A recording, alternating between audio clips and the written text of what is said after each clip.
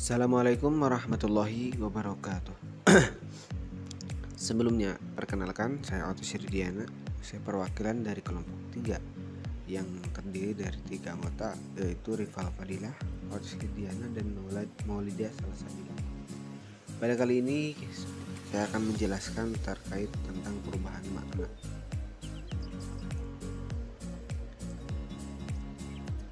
Adapun faktor-faktor perubahan makna, yang pertama faktor bahasa, yang kedua faktor sejarah, yang ketiga faktor penutur, yang keempat faktor serapan dari bahasa asing. Nah, adapun yang pertama terkait perubahan makna dari faktor bahasa ini, maksudnya adalah perubahan makna yang terjadi akibat proses bahasa itu sendiri. Yang kedua, faktor sejarah yang berhubungan erat dengan perkembangan kata, seperti benda yang referen yang mengalami perubahan tapi pelafalannya tetap.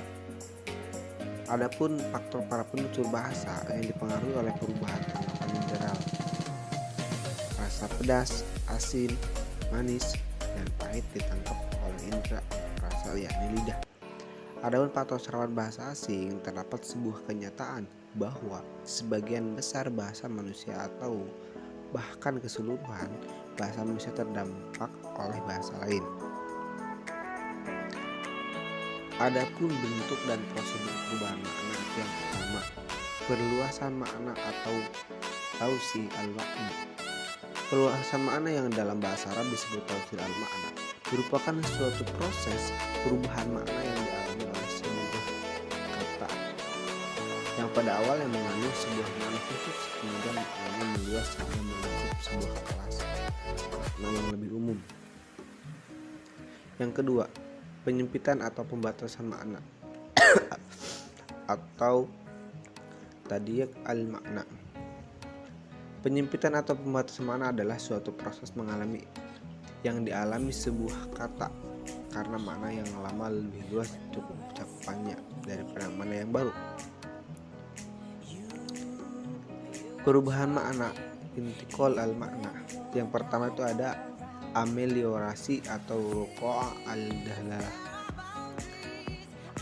Ameliorasi adalah suatu proses perubahan makna, yakni makna berubah dirasakan lebih tinggi atau lebih baik makna sebelumnya.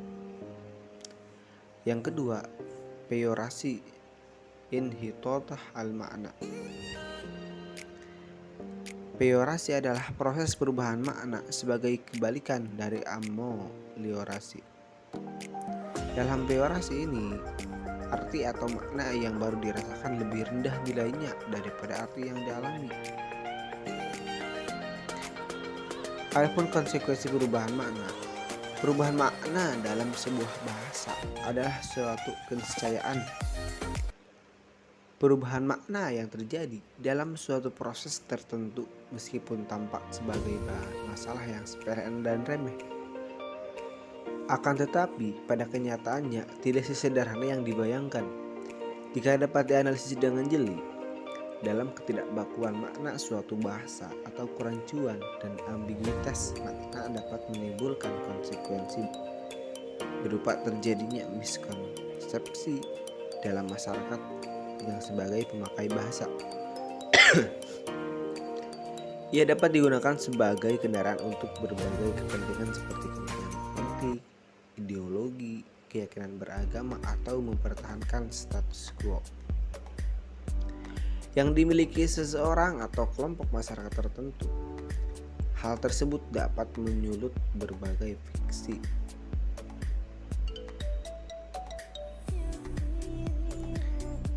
disintegrisasi, perpecahan, dan lain sebagainya.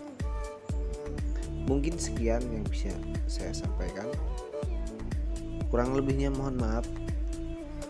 Wallahul muwaffiq ila aqwamit thoriq. Wassalamualaikum warahmatullahi wabarakatuh.